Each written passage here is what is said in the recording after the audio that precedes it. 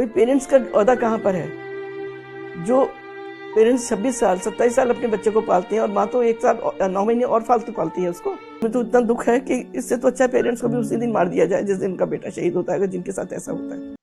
Next of kin को लेकर sir मैंने बात करनी थी आपसे। इससे पहले भी एक केस आया जब हमारे एक कैप्टन साहब शहीद हुए और उनकी वाइफ के ऊपर आरोप लगा कि वो सब कुछ पैसे लेकर जो है अपने मायके चली गई हैं, सारे मेडल उन्होंने ले लिए हैं।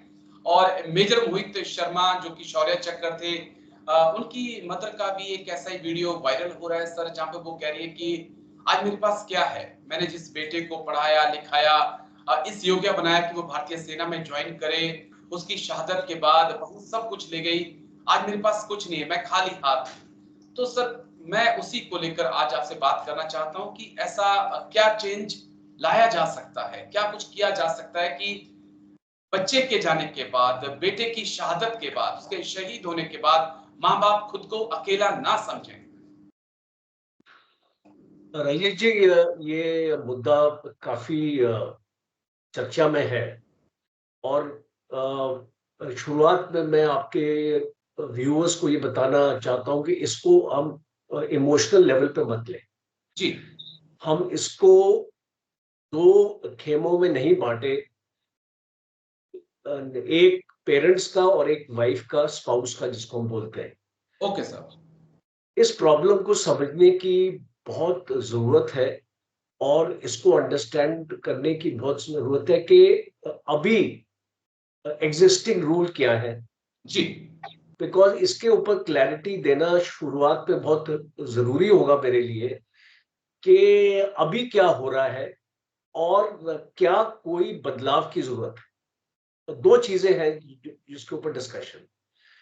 तो अभी जो सिचुएशन है, सीसीएस रूल 50, जी, पेंशन रूल जो है, CCS pension rule 50, sub clause 8 और 9, इसके तहत लिखा गया है कि जो पेंशन होगी जब कोई मार्टियर होता है, जिस तरीके का किल्ड इन एक्शन होता है फौज जी, में, तो पहला जो पेंशन का हक उनकी स्पाउस को होगा और उनके बच्चों को, ओके, वाइफ को।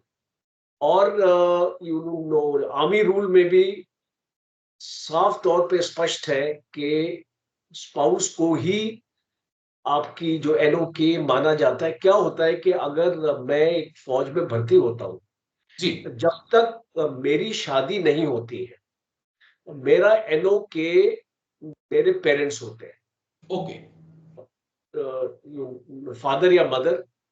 और शादी के बाद एज पर लॉ और एज पर रूल मैंडेटरी हो जाता है कि आपका एनओके आपकी वाइफ होंगी।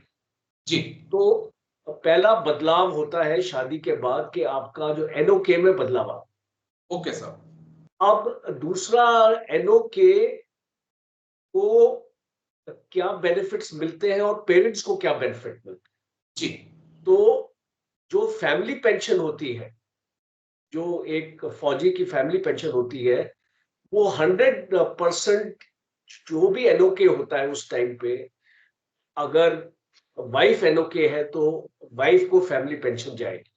जी, दूसरा, जो दूसरे बेनिफिट्स होते हैं, जैसे कि आर्मी ग्रुप इंश्योरेंस फंड, एजीआईएफ हो गया, जी, और आपका जो बाकी जो आपके फंड्स हो गए, आपका प्रोविडेंट फंड हो गया, जी, वो it will be as per your will. एक ऑफिसर की विल को रजिस्टर किया जाता है जैसे ही ऑफिसर कमीशन होता है, और जैसे ही ऑफिसर की शादी होती है उसको एक अपनी दूसरी विल भी लिखनी पड़ती है, जी, और ये मैंडेटरी है। ओके, तो विल में अगर ऑफिसर लिखता है कि 50% पेरेंट्स को जाएगा, 50% वाइफ को जाएगा, उसी हिसाब से आपके इंश्योरेंस का भी और प्रोविडेंट फंड का भी आपका जो आपका डिवीजन है, ये आपका हो जाता है। ओके सर, तो अगर एक मैं एग्जांपल दूं कि अगर आपकी फैमिली पेंशन, ये इंश्योरेंस की अमाउंट 1 करोड़ है, तो कैप्टन अंशुमन का केस अगर मैं लूं एज एग्जांपल, जी, तो उसके पेरेंट्स को 50 लाख मिला, जी, और वाइफ को 50 लाख मिला पेंशन का हिस्सा, ये इंश्योरेंस का हिस्सा। इंश्योरेंस का हिस्सा, जी।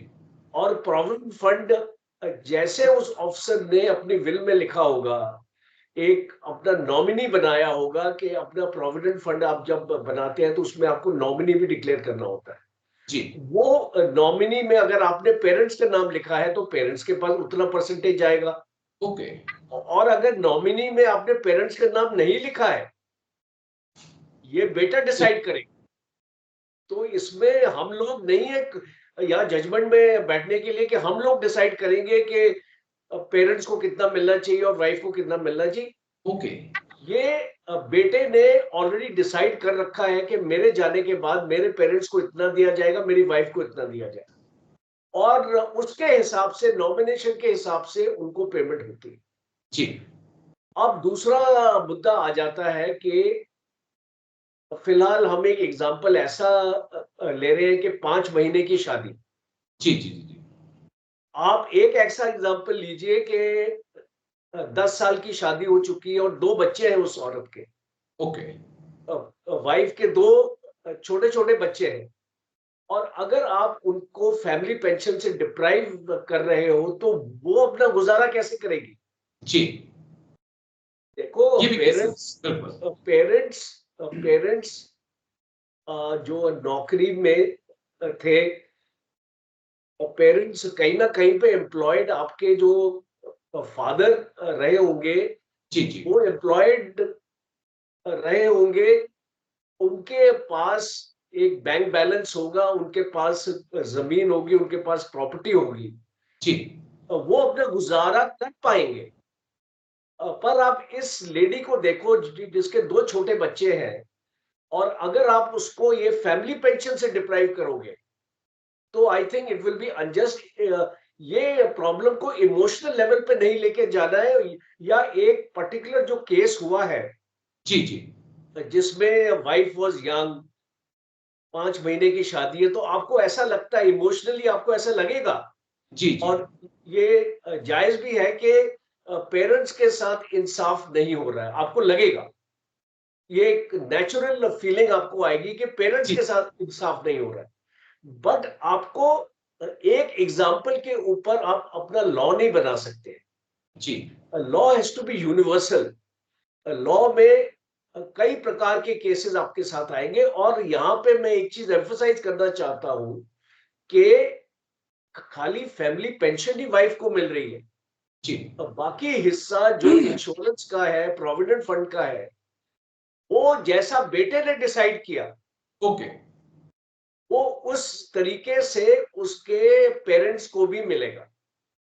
अ, और कैप्टन अंशुमन के केस में अगर हम इस केस के ऊपर भी जाए तो उनके फादर फौज में एक जूनियर कमीशन ऑफिसर थे, जी, जी, जी। तो उनको भी फैमिली पेंशन मिल रही है, जी, पेंशन मिल रही है फादर बिल्कुल सर, बिल्कुल। फादर को भी पेंशन मिल रही है। ये नहीं कि फादर को कोई सड़क पे आए हुए हैं। तो हमको दोनों के पॉइंट ऑफ व्यू से देखना पड़ेगा, पेरेंट्स के पॉइंट ऑफ व्यू से देखना पड़ेगा और वाइफ के पॉइंट ऑफ व्यू से देखना पड़ेगा। और मेरे कुछ पॉइंट मैं 2-3 पॉइंट आपके सामने रेज करना चाहूँगा। क्योंकि बहुत कुछ चीज़ें होती हैं जो इमोशनली जुड़ी हुई होती हैं। मेरा ये मानना है कि अगर पेरेंट्स बच्चे को अच्छे से ना पालें, तमाम तरह की ट्रीटमेंट उनको ना दें, तो क्या एनडीए में, सीडीएस में उनकी सिलेक्शन हो सकती है? क्या वो भारतीय सेना में जा सकते हैं? अगर वो पोलियो के ग्रस्त हैं, उनके हाथ-पैर सही से काम नहीं कर रहे हैं, तो क्या उसका एक एक माता-पिता का रोल ज़्यादा नहीं होता है? उसको मैं समझना चाहूँगा। और दूसरा चीज़, क्या आर्मी ऑफिसर्स को भी या जो हमारे जवान हैं, जेसीओज़ हैं, जो आर्मी में जॉइन कर रहे हैं, क्या उनको और मोटिवेट करने की ज़रूरत है कि देखिए ये लॉ है, इसमें हम चेंज नहीं कर पाएँगे। आपकी ड्यूटी ऐसी है कि कब आपके साथ क्या हो जाए, किसी को पता नहीं है। और आपकी घर की कंडीशंस आपको पता है, तो आप उस हिसाब से अपने नॉमिनी बनाकर जाइएगा। ये 2 पॉइंट समझाइए सर, फिर उसके बाद मैं एक और अहम सवाल लेकर आपके पास आता हूँ। राजेश जी, पहला आपका जो क्वेश्चन है उसको मैं आंसर ये करना चाहता हूँ कि आर्मी रूल में एक डिपेंडेंट का क्लॉज। ओके। डिपेंडेंट का मतलब है कि आपके जो फादर या आपके मदर है जी। वो कोई सोर्स ऑफ इनकम नहीं है और वो अपने बेटे के ऊपर डिपेंडेंट है। ओके। जब ऐसी सिचुएशन आती है तो फैमिली पेंशन आर्मी अथॉरिटीज फिर उनके पास ये प्रावधान है कि वो जी। पेरेंट्स को या फादर को या मदर को फैमिली पेंशन दे पाएंगे। एक परसेंटेज तय किया जाएगा कि इसमें से 50% पेरेंट्स को जाएगा और 50% वाइफ को जाएगा। Okay sir. बट इसमें एक स्ट्रिक्ट कंडीशन है that parents have to be dependent okay. On the son. अब आपका जो पहला पार्ट का क्वेश्चन है ये कि आपने अपने बच्चे को एनडीए भेजा, आपके पास इतनी सैलरी नहीं थी, फिर भी आपने इधर उधर से पैसा इकट्ठा करके उसकी एजुकेशन किया और बाद में जब आपका बेटा कमीशन होता है जी जी जी। तो वो एक डीओ पार्ट 2 ऑर्डर करता है इसमें वो मेंशन करता है that my parents are dependent on me. जी और अगर वो ये मेंशन करता है उसके डॉक्यूमेंटेशन में ये लिखा हुआ है कि पेरेंट्स आर डिपेंडेंट, क्योंकि फौज में क्या होता है कि अगर मेरे पेरेंट्स मेरे पे डिपेंडेंट है तो उनको फ्री मेडिकल ट्रीटमेंट भी मिलती है। जी जी तो जी। पूरे उनको बेनिफिट्स मिलते हैं जो एक फौजी को मिलते हैं। आपके डिपेंडेंट्स को भी सेम बेनिफिट्स मिलते हैं। जो भी आपका रेल ट्रैवल हो गया, आपके अलाउंसेस हो गए जी। और इस आपके कैंटीन के बेनिफिट्स हो गए, तो आपका डिपेंडेंट कैंटीन कार्ड भी बनता है। आप ओके। जानते हैं कि आपके जो स्मार्ट कार्ड है उसमें डिपेंडेंट का भी कार्ड बनता है। होता है, तो एग्री सर। डिपेंडेंट अगर आपका पेरेंट है तो उसको वो बेनिफिट्स मिलते हैं, अगर वो डिपेंडेंट नहीं है तो उसको वो बेनिफिट्स क्यों मिलने चाहिए, मुझे आप बताइए। जी जब जी। आपके पेरेंट्स सक्षम है कि वो अपना खुद ख्याल अपना रख सकते हैं, आपके ऊपर डिपेंडेंट नहीं है, तो उनको वो बेनिफिट्स नहीं मिलने चाहिए। एग्री तो सर। पहली चीज। दूसरा जो आपने बताया है कि ये एक एजुकेशन जो हम अपने सोल्जर्स को और अपने ऑफिसर्स को दें, कि ये जो आप अपनी विल बनाते हैं, ये जी जो आपकी नॉमिनेशन करते हैं, इसमें आप सोच समझ के करें। बिल्कुल सर, बिल्कुल। ये बहुत इंपॉर्टेंट है। ये मुद्दा मैं आप एक्सेप्ट करता हूं कि ऐसा होना चाहिए। और एक बिकॉज वो 21 साल का लड़का होता है, शायद 18 साल का जवान होता है, 17 साल का जवान होता है, फौज में कमीशन होता है, इतना आइडिया नहीं होता चीजों का। तो बेसिकली सेंटर्स में और एकेडमीज में ये ऐसी नॉलेज इनको देनी चाहिए कि आप एक अपनी जो भी डिसीजन आप करते हैं उसका जी इम्पैक्ट बहुत होता है पेरेंट्स पे बाद में, आपके जाने के बाद। खुदा ना खास्ता अगर आप बिल्कुल सर। किल्ड इन एक्शन हो जाए या कोई हादसा हो जाए आपके साथ, तो ये ऐसी एजुकेशन बहुत जरूरी है। और हम इसको एक सोशल मुद्दा मत बनाएं, हम इसको रियलिज्म की तरफ लेके जाएं, क्योंकि हमारे पास ऐसे भी बहुत एग्जांपल्स हैं। आपको जी। मैं एक फिगर आपको बताऊंगा कि इंडियन आर्मी में 6,27,248 विडोज है आज की डेट। Okay sir. ये 2023 का आंकड़ा है। ओके। तो तकरीबन 6.3 लैक्स आपकी विडोज है इंडियन आर्मी में। जी। और जो मैक्सिमम स्टेट्स हैं जहां से विडोज है वो है महाराष्ट्र और पंजाब, ओके। और उसके बाद यूपी। जी जी जी। तो आप देख सकते हैं कि ये प्रॉब्लम एक केस को हाईलाइट करके इसका रूल नहीं बन सकता है। एग्री आपको सर। 6 लाख से ऊपर लोगों का आपको जायजा लेना पड़ेगा, उसके बाद आपको सोचना पड़ेगा कि आपको रूल में बदलाव लाना है नहीं।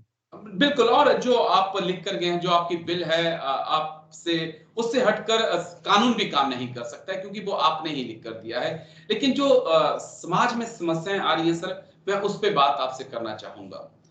2-3 केस मैंने खुद अपनी आंखों से देखे। हस्बैंड शहीद हो गया, आर्मी में थे वो, जवान थे, जेसीओ या अफसर थे।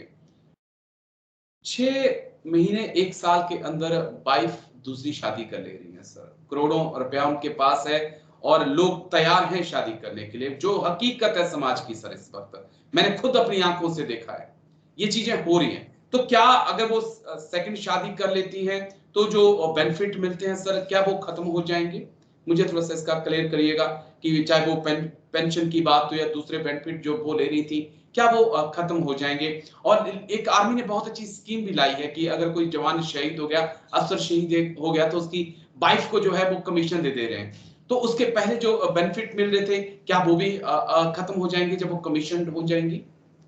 दो सवाल सर, दोनों का जवाब चाहिए होगा। राजेश जी, पहले तो एज पर रूल जी जी। कोई रिस्ट्रिक्शन नहीं है।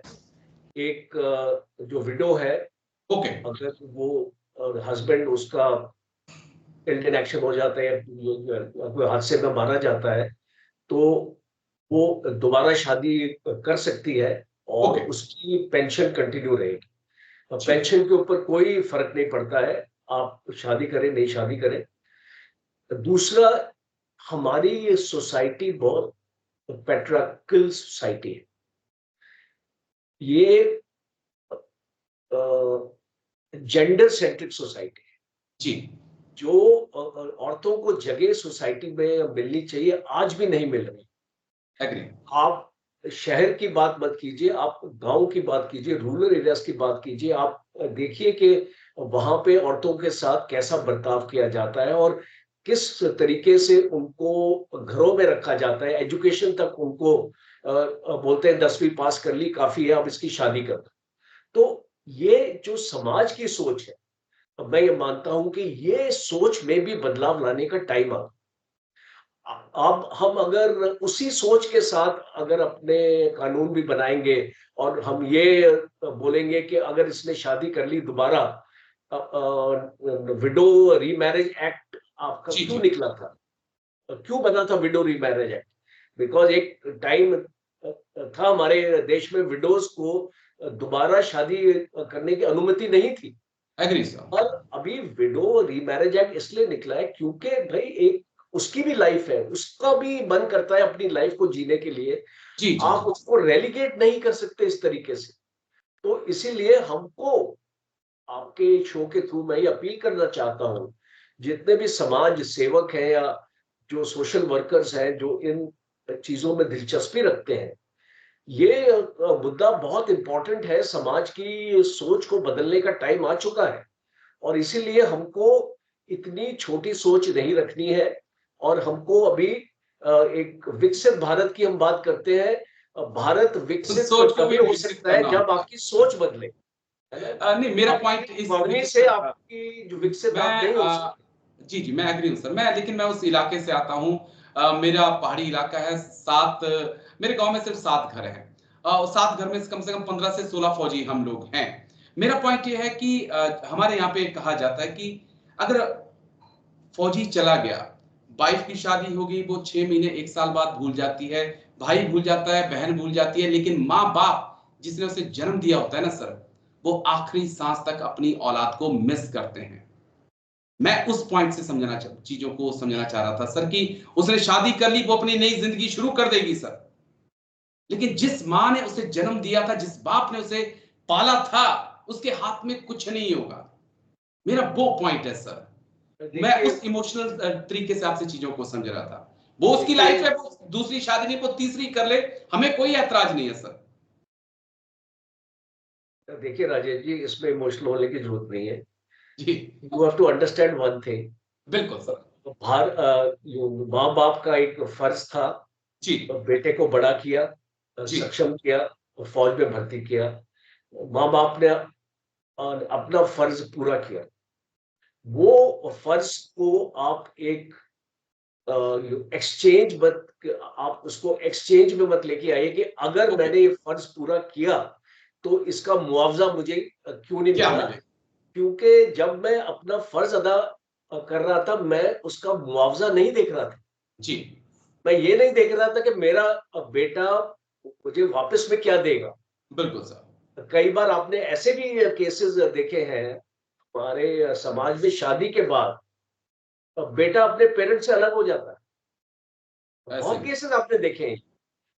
तो उसका आप क्या जवाब देंगे जब बेटा अपना खुद का डिसीजन अपना ले लेता है, वाइफ के इन्फ्लुएंस में बेशक हो सकता है कि वो अपने पेरेंट्स से भी अलग हो जाता है, जी फिर पेरेंट्स